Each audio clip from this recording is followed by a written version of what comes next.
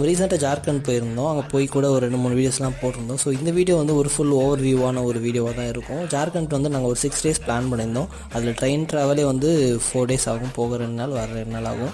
அங்கே வந்து நாங்கள் அஃபிஷியலாக ஒரு மீட்டிங் தான் போயிருந்தோம். அங்கே ஒரு 2 நாள் மீட்டிங், அது காலையிலேருந்து ஈவினிங் வரைக்குமே இருந்தது. ஸோ எங்களால் அதை தாண்டி பெருசாக எக்ஸ்ப்ளோர் பண்ண முடியல. லாஸ்ட்டாக ஒரே ஒரு நாள் இடையில கொஞ்சம் கேப் கிடச்சது. அதில் போனது தான் அந்த ஃபால்ஸ், பார்க் எல்லாமே. நான் ஜார்க்கண்ட் போகிறதுக்கு முன்னாடி நான் என்ன நினச்சி போயிருந்தேன் அப்படின்னா, பீகாருக்கும் ஜார்க்கண்டுக்கும் கிட்டத்தட்ட ஒரு 4 மணி நேரம் தான் டிஃப்ரென்ஸு. ஸோ நான் ஆல்ரெடி பீகார் போயிருக்கேன், அது எனக்கு எப்படி இருக்குன்னு தெரியும். ஸோ அதே மாதிரி தான் ஜார்க்கண்ட் இருக்கும் அப்படின்னு நினச்சி போனேன். பட் அப்படி கிடையாது. நாங்கள் போனது ராஞ்சி. அது வந்து செம்ம சிட்டி, சூப்பராக இருந்தது. நீங்கள் எப்படி இருக்கும் நார்த் இந்தியா அப்படின்னு ஒரு தாட் இருக்கோ, அது வந்து டிஃப்ரெண்ட்டாக இருக்கும். நிறையா ஸ்கூல்ஸ் இருந்தது, அகாடமிஸ் இருந்தது, பயங்கரமாக இருந்துச்சு அந்த சிட்டி. இதுக்கும் நீங்கள் ஜார்க்கண்டில் சுற்றி பார்க்க நிறையா பிளேசஸ் இருக்குது. ஜார்க்கண்ட் வந்து ஃபுல்லாக மவுண்டைன், ஃபாரஸ்ட், ட்ரைபல் பீப்புள்ஸ் நிறையா இருக்கக்கூடிய ஏரியா. நீங்கள் பர்ஃபெக்டாக பிளான் பண்ணிட்டு போனீங்கன்னா நீங்கள் அங்கே இருக்கக்கூடிய மக்கள் எல்லாத்தையும் சூப்பராக எக்ஸ்ப்ளோர் பண்ணலாம்.